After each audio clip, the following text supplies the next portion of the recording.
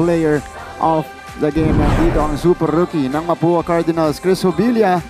1 assist shy of a triple-double today. How about these numbers coming from Chris? 19 points, 10 rebounds, 9 assists. More importantly, leading the way for Mapua to take another win here in Season 100. Congratulations, Chris.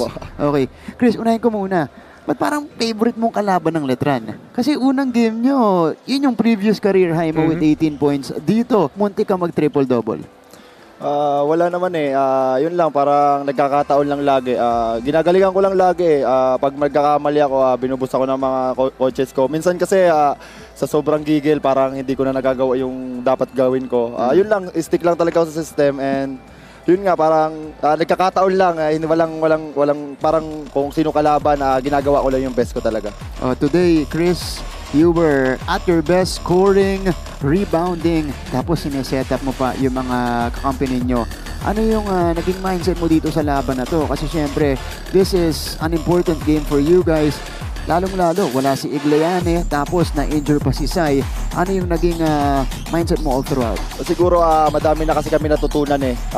Beda, yung binild. Parang sabi namin na hindi na kami magpapatalo pag sa huli. Parang mas pupukpukin pa namin na yung parang lang kami, consistent lang talaga kami. Kasi minsan nagko-collapse kami sa dulo eh. Parang hindi na mangyayari ulit sa amin. Kasi tinatrabaho namin ito araw-araw, nag-uusap-usap kami at yung mga coaches hindi nagpapabaya sa amin, sabihan kami ng mga gagawin namin. JC Recto, nakabalik na. Andre Igliane wala. John Habonete, maganda yung nilaro. Kanina wing na yung nilalaro mo. May maganda kayong bagong play, fake handoff to ball screen. Nakarami ka doon kanina, Chris.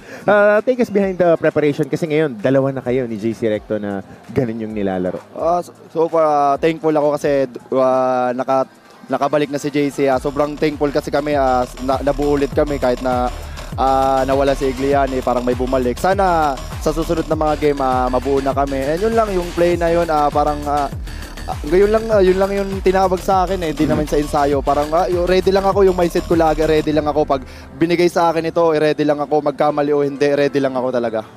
Chris, parang on a mission dito ang Mapua Cardinals. 3 sunod na panalo sa panimula ng ating second round. Ano yung mga napapag-usapan nyo sa practice, yung mga sinasabi nyo or sinasabi nyo sa isa't isa at sinasabi rin sa inyo ni na Coach Randy at Coach Yong, bakit talagang motivated kayo dito?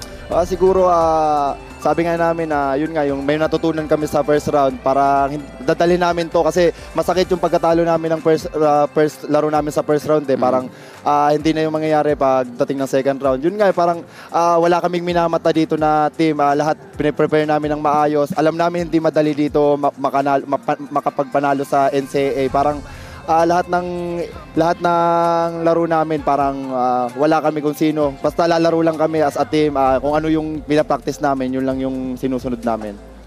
Last question. Anong paalala sa'yo ni Coach Chito Bigdolero? Siguro yung aggressive ko sa foul, tapos yung maging mautak ako kasi kailangan talaga ako sa loob eh. Parang maging role player muna daw ako.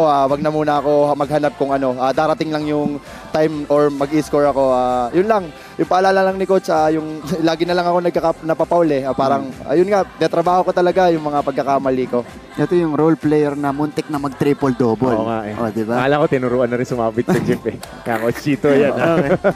Dahil may listahan po si Chris Hobilia ngayong araw na to nang babatiin. Chris, simulan mo na pagkakataon mo. Una, nagpapasalamat ako sa Panginoon talaga. Binigay sa amin itong pagkakataon na makalaro kami.